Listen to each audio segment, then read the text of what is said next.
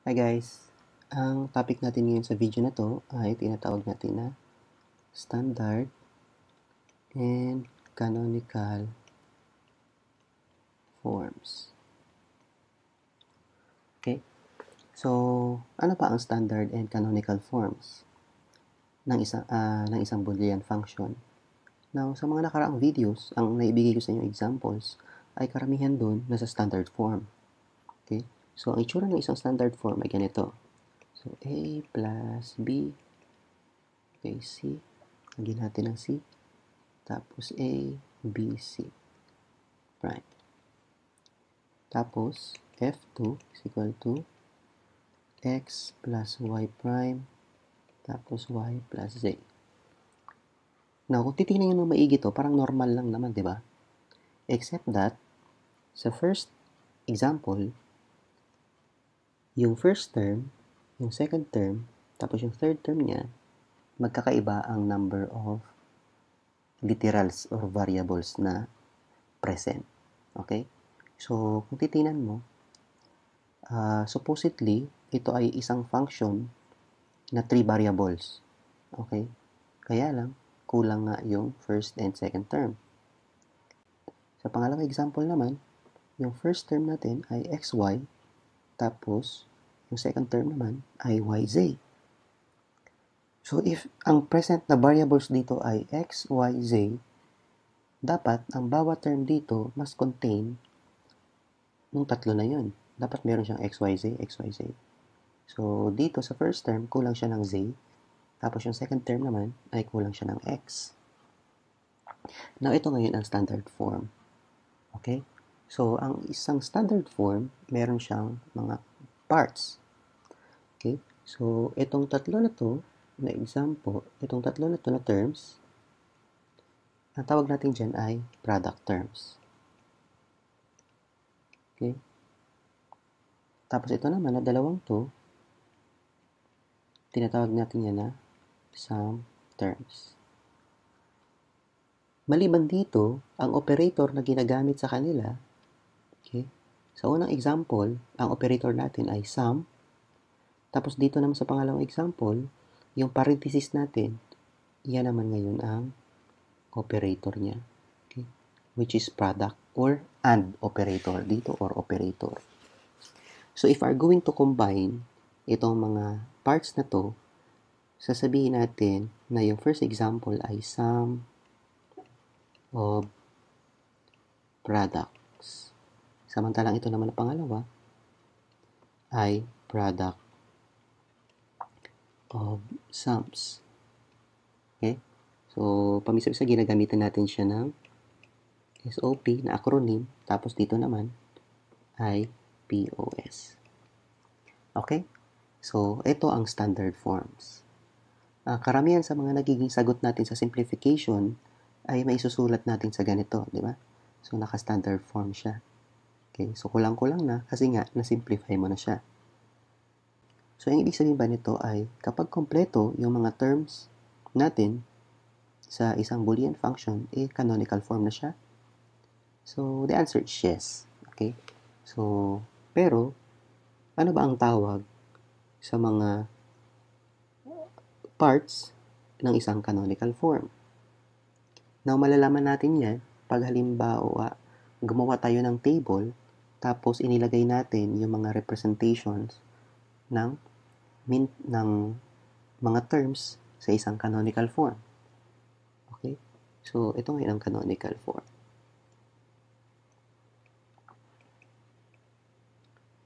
Para masabi natin na canonical form yan, dapat meron siyang present na min terms, tsaka tinatawag natin na max terms. Okay? So, ano ba ang min terms and max terms? Ito yung parang pinaka-terms na present sa isang canonical form na Boolean function. So, halimbawa, meron tayong 3 variable na Boolean function.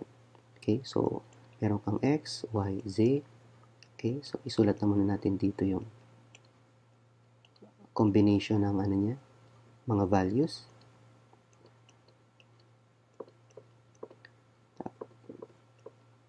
And what? Okay? So, ang min term, ito ang tawag natin sa mga terms na magbibigay ng 1 sa function. Okay?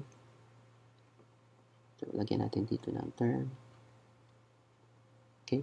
So, ang min term, ito yung combination ng x, y, z for this example. So, siya ang magbibigay ng 1 sa function natin. So, paano ka ba makakapag-produce ng 1 dito sa 0, 0, 0? So, sa min term, sometimes tinatawag natin ito na product, tapos ito naman ay sum. Okay? So, product yan. Ito naman ay sum. Okay? So, para makaproduce ka ngayon dito ng 1, dapat i-complement mo yung bawat isa, di ba? So, this will become x prime, y prime, z prime. Kasi pag kinomplement mo yan, magiging 1, 1, 1, di ba? 1, 1, 1. So, since ang operator mo dito is AND operator, pag minultiply mo yung tatlo, will give you 1. Okay? So, yan ang min terms. So, ito naman, x prime, y prime, z, x prime, y, z prime, x prime, y, z, x, y prime, z prime, x, y prime, z, x, y, z prime, and x, y, z. Diba? So, now itong mga to, dinidesignate natin yan. Okay? Gumagamit tayo ng designation. So, ano yung designation? So, designation is actually yung mga values natin dito sa combination ng variables, okay, kinukuha lang naman natin yung decimal equivalent niya. So, therefore, since min term yan, gagamitin natin siya ng M0, M1, M2, M3, M4, M5, M6, and then M7. So, ito nga yung mga designation niya. Okay? So, sa max term, meron din siyang designation.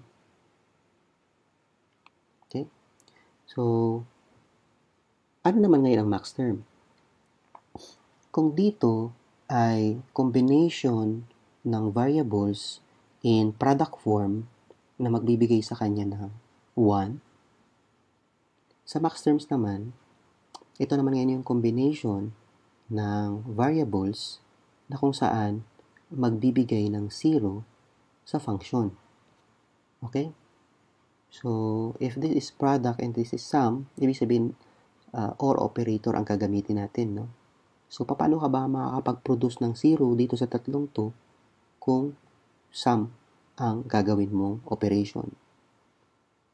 O di ba, i-add mo lang naman yung tatlo. So, x plus y plus z. Hindi mo kailangan i-prime kasi 0 na siyang dati. So, 0 plus 0 plus 0 will give you 0. Diba? So, dito, magiging x plus y plus z prime. Saka lang ako nagkaroon ng prime kasi kinomplement ko yung value ng z. So, parang siya maging 0. Ito naman, x plus y prime plus z. Tapos, x plus y prime plus z prime. X prime plus y plus z. X prime plus y plus z prime. X prime plus y prime plus z. And x prime plus y prime plus z prime. Okay? So, dito ay and, dito naman ay OR operator ang ginamit ko. Now, ang designation naman natin dito, so gamitin na lang natin yung min, tapos max, min, small, max means big. So, capital letter M.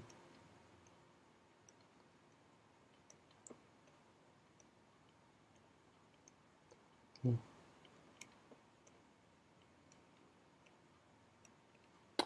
Okay? So, ito ngayon ang table para sa isang 3 variable na function na nagpapakita ng kung ano ba yung mga mapoproduce mo min terms and max terms. Okay? So, ulitin ko lang So, pag sinabi natin na min terms, ito yung magbibigay sa function nyo ng 1.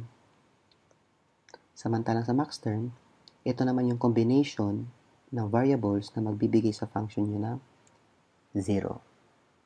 Okay? So, para mas maintindihan natin siya, gawa tayo ng isang example na kung saan i-relate natin yung min terms tapos max terms ng isang function. Okay? So, halimbawa, meron akong function x, y, z. Okay?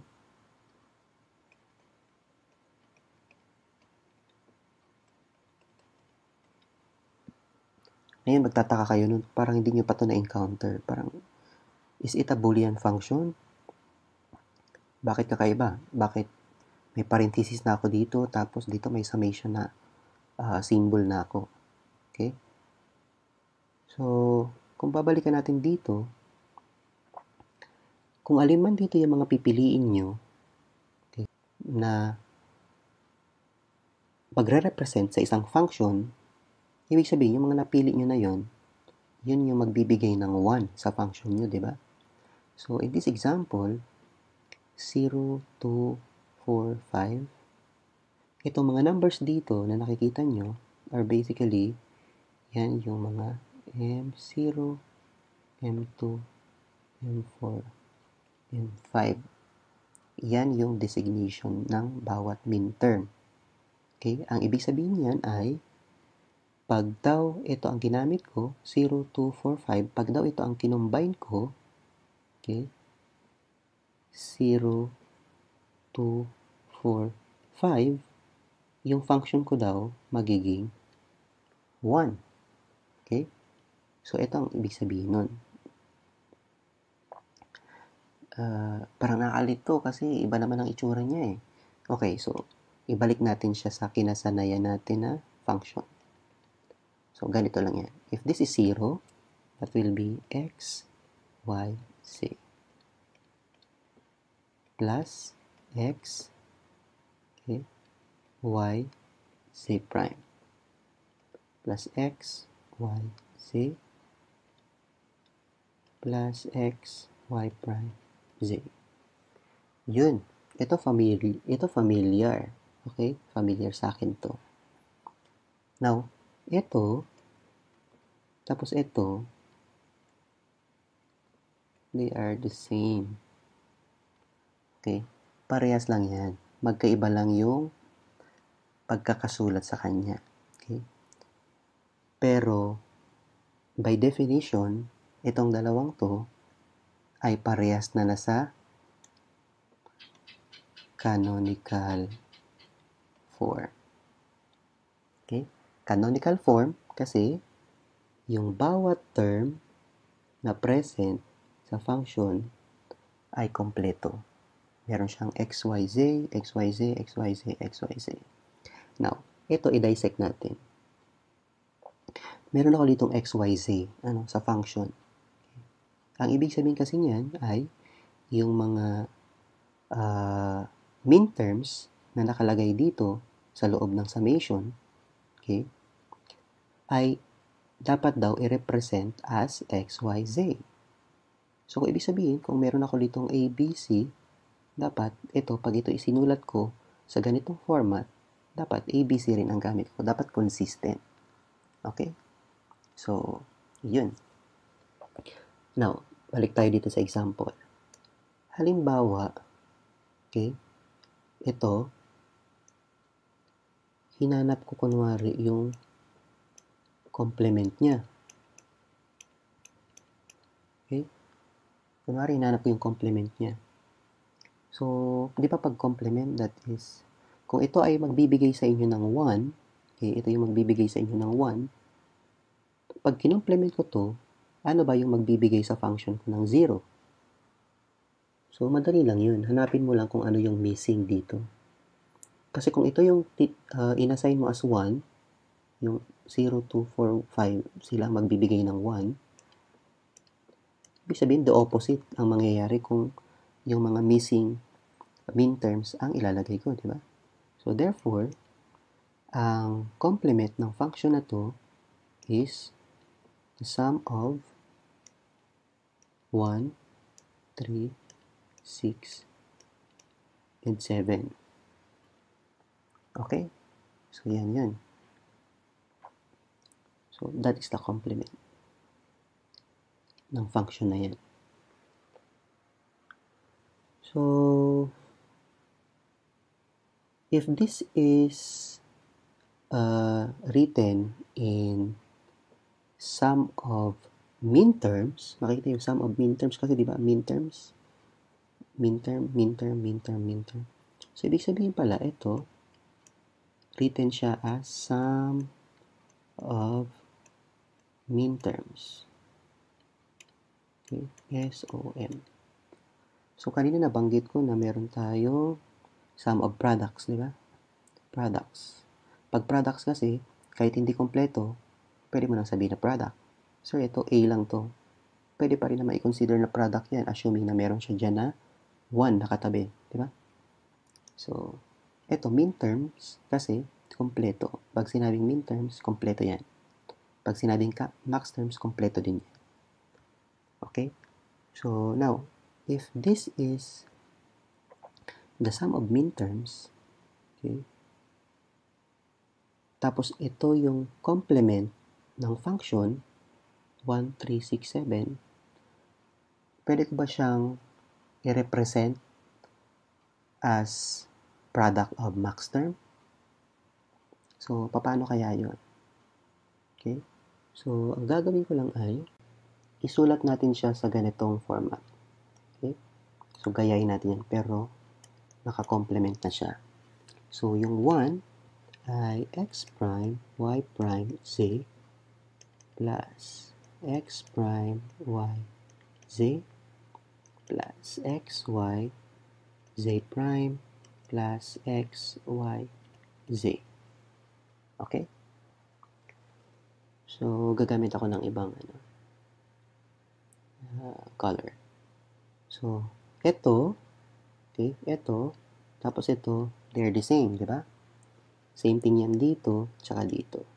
Pero ito kasi, ay complement yan itong mga functions na to. Okay? So, paano kung, halimbawa, ginamitan ko siya ng De Morgan. Okay? Ang function na to, na nakakomplement, ginamitan ko ng De Morgan. Kasi gusto ko ma-eliminate ulit itong prime dito sa loob. So De Morgan, di ba ang ginagawa natin ay yung prime, okay, dinidistribute natin yan dito sa mga variables, tapos nire-replace natin yung mga operators na present sa loob. Di ba? So yung mga AND magiging OR, yung mga OR magiging AND. So therefore, ito, pag yan, ginamitan ko ng De Morgan, magiging siyang x plus y plus z prime. Okay? Yung may prime,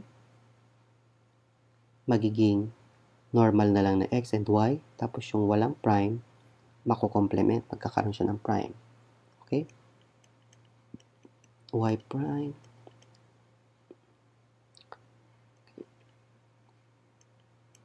x prime, y prime plus z, and x prime plus y prime plus z. Okay? So, may prime din. So, ito ngayon ay complement ng complement ng function. Okay? So, meron tayong tinatawag na involution doon sa Boolean algebra na properties na ginamit natin nung mga nakarang videos, no? So, ito yung original na function. Okay? Sinulat ko siya as yung kinasanayan natin na format.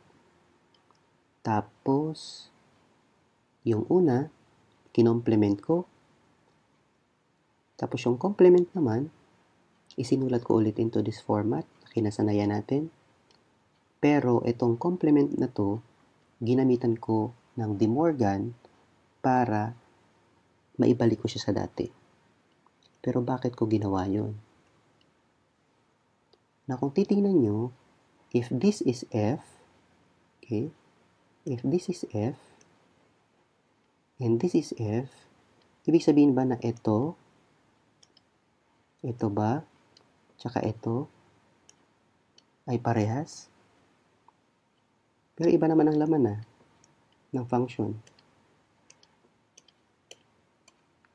Well, the answer is yes. Okay? Yun nga lang, ito kasi nakalagay dito, yung resulta ng pagkuha natin ng De Morgan, paggamit natin ng De Morgan dito sa function, sa complement, ay nagresulta sa ibang klaseng canonical form. Diba? So, max terms yung mga makikita nyo dito. Mga max terms. So, basically, ang kinalabasan niya ay product of max terms or POM. Okay? So, tama ba naman ito? Well, tingnan na lang natin. So, this is x plus y plus z prime. Okay?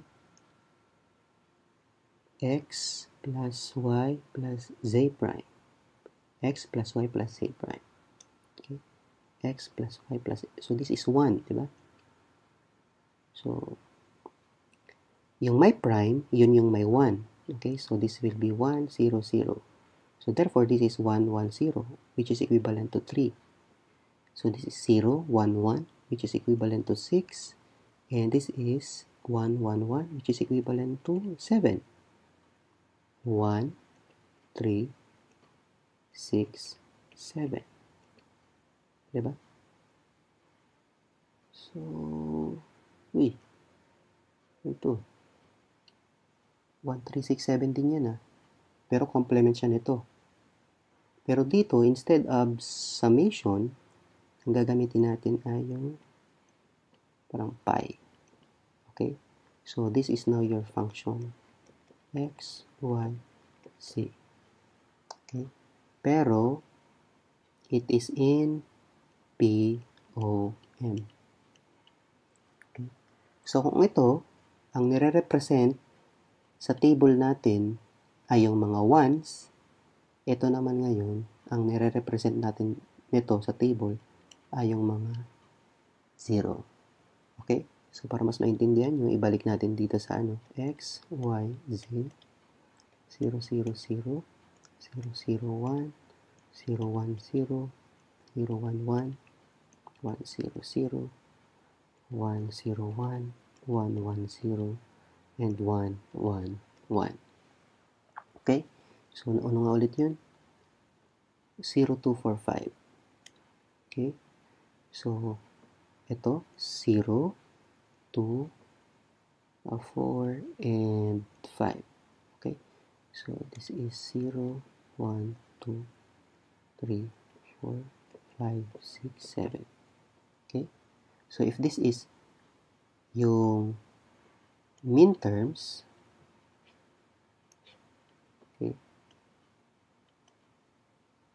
So, ito ngayon yung f, x, y, z, 0, 2, 4, 5. So, ito naman, na mga 0, okay, ito naman ngayon yung max term, which is f, x, y, z, 1, 3, 6, 7. Okay? So, pero, isa lang ang tinutukoy nito na function. Okay? At yan ay kung ano man yung f na yun. Okay? So, pwede ko pala siyang isulat as sum of min terms or product of max term. Okay? So, yun. Yun ang min terms and max terms para sa canonical form. Tapos, ito naman na nauna. Ito naman ngayon yung standard form. Okay? So, kung pagbabasihan natin to, ang gustong sabihin lang naman natin nito ay para maisulat mo yung min terms at max terms ng isang function, okay, ang gagawin mo lang ay, kung halimbawa gusto mong isulat yung min term in a form of max term, papalitan mo lang yung summation ng symbol ng pi, okay, tapos i-fill in mo ito ngayon ng mga missing na mga terms, okay, and vice versa. So, ganun lang yung yung relationship ng min terms and max term. So, ang isang function pala, pwede ko siyang isulat sa dalawang format ng canonical form. SOM, sum of min terms, or POM, product of max terms. Okay? So, SOM and POM. So, isa pang example. Okay? So, halimbawa ay x, y, z, okay, 0, 0, 0, 0, 0, 1.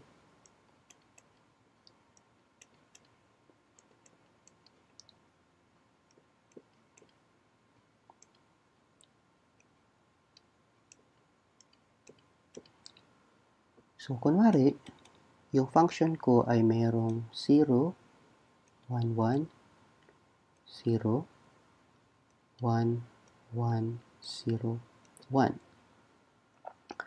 So, obviously, ito ay magbibigay sa akin ng SOM na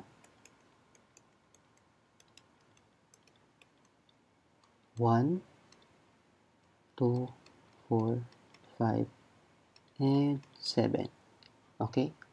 So, in other form, pwede ko siyang sabihin na x, y, z plus x prime, y, z prime plus x, y prime, z prime plus x, y prime, z plus x, y, z.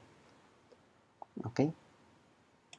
Pero yung mga zeros naman, yung tatlo, ay f, x, y, z. Okay? Ito naman ngayon yung gamit natin na symbol. 0, 3, and 6. Tatlo lang. Kasi ito lang naman yung missing. Ito lang naman yung 0. Diba? Pero, ano siya? POM. Product of max terms. Or, kung isusulat natin siya into a different form, this will give us itong 0, x plus y plus z, tapos x plus y plus z prime dito, and x prime plus y prime plus z. Okay? So, iisang function, iba't ibang way kung paano natin siya isusulat. So, therefore, for example, sinabihan ka na, okay, so based on the truth table, kindly write the function in product of max term form. So, ito na ngayon magiging sagot natin. Okay? So, it's either ito or ito. So, paano ngayon kung halimbawa yung pinapasolve na function ay ganito. Okay? So, obviously, ito ay nasa standard form. Diba? Kasi ABC ang present sa function, pero yung first term, kulang ng C, tapos yung second term naman, ay kulang naman ng B. So, paano natin i-convert ang isang standard form na Boolean function to a canonical form? Okay, so madali lang naman yun. Okay, so ang gagawin lang natin dito ay gagamitin natin ang property na to. Diba? So, ibig sabihin yan ay kung halimbawa nag-multiply ako ng 1 sa bawat term, wala naman siyang pinabago, diba? Pero yung 1 kasi na yun, pwedeng sum siya ng original na variable plus yung complement niya. So, in this case, kung ano yung missing, yun ang ilalagay natin. So, this will be A, B, C plus C prime, A prime, C, B plus B prime. So, pag yan i-distribute ko, so this will give me A, B, C prime, A prime, B, C plus A prime, B, C. Diba? So, yun na. Kung titingnan nyo, nasa sum of minterm na siya. Nasa canonical form ka na. Diba? So, kung ito ay i-assign natin sa kanya-kanyang mga designation, so this will be 7, 6, this is 3, and this is 4. Diba? Mali. This is not 4. This is 1 kasi 1 yung C yung 1. Okay? So this is 1. So that is 1, 3, 6, 7. So F A B C is equal to the sum of the following minterms. Okay? So, ibig sabihin nito, kung nasa max terms naman, it will be F A B C. So, ano ba yung missing? 0, 2, 4, and 5. Parang ito yung example natin kanina. Okay? So, yun. Now, pwede ba natin na from here, instead na hanapin natin yung sum of minterms, pwede ba tayong dumirekta sa product of max terms? So, pwede try natin. So, if you have F is equal to A, B plus A prime C, paano natin to gagawin product of max terms? So, ang gawin natin ay i-distribute natin ito. Okay? Magiging siyang AB. Okay, so mali. Magiging siyang AB plus A prime tapos AB plus C. Diba? So, distribute yung AB kasama yung OR sa A prime tapos sa C. After nito, ito naman ngayon ang i-distribute natin. Dito. Okay?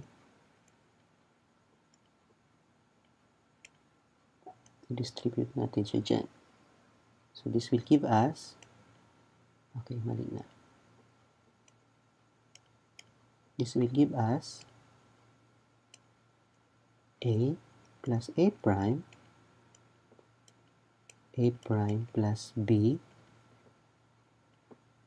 A plus C, B plus C. Okay? So, A, C, tapos B, C. Now, ito, we know that this is equal to 1, di ba? Kasi familiar sa atin yan. So, ang natira sa atin ngayon ay A prime plus B, A plus C, tapos B plus C. Now, ito kulang. Okay? Naka-standard form pa rin sa part na to. Okay? So, sa part na to,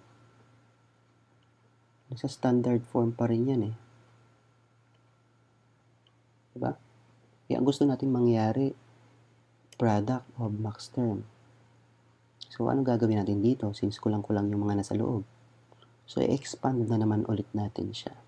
And that is by adding, i-apply natin tong formula na to. Okay? So, x times x prime is equal to 0. Diba? If this is 1, this is 0, pag minultiply ko, magiging 0. Vice versa. So, paano? So, dito lang yan. So, if I have here a prime plus b, magdagdag ako ng kulang sa kanya, si c prime. Ito naman, a plus c plus b, b prime. And here, b plus c plus a prime. Yung mga kulang, yun ang idadagdag ko. Kasi ito, alam ko, 0 lang naman yan eh. So, any number na dinagdagan ko ng 0, yung number pa rin naman. Diba? So, hindi siya mababago. Pero dito, laking tulong siya kasi pag ito, dinistribute ko dito sa C, okay? Pag ito, halimbawa, pag ito, dinistribute ko dito sa dalawang to,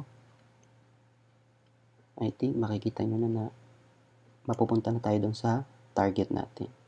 Okay? That is A prime plus B plus C, A prime plus B plus C prime.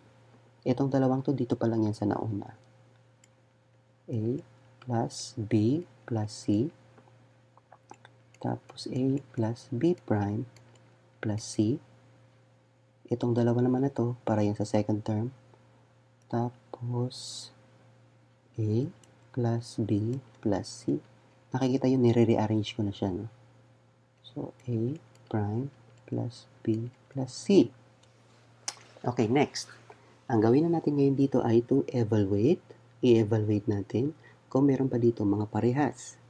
Kasi, x plus x is equal to x, di ba? So, kung mayroon dyan na doble, kahit yung isa na lang ang gamitin natin. Okay. So, A prime plus B prime plus C. Tingnan natin. Okay, first and last. Okay, A plus B plus C. A plus B plus C. So, may na-eliminate tayo na dalawa. Therefore, ang matitira sa atin ngayon ay ito. Okay, so, A prime B plus C. A prime plus B plus C prime. A plus B plus C and A plus B prime plus C. Diba? So, equal ba to saan? Again, kung alin yung may prime, siya ang may 1. So, this is 4. This is 5. This is 0. And this is 2. Diba? So, 0, 2, 4, 5. Okay, wala tayong space. 0, 2, 4, 5. So, therefore, ito pala, ang function natin dyan na A, B, C ay equal sa 0, 2, 4, 5. Okay? Ito yan. So, yun ang standard and canonical forms using sum of products, product of sums, and sum of min terms, and product of max terms para sa canonical form. Okay, until then, sa susunod ulit na video.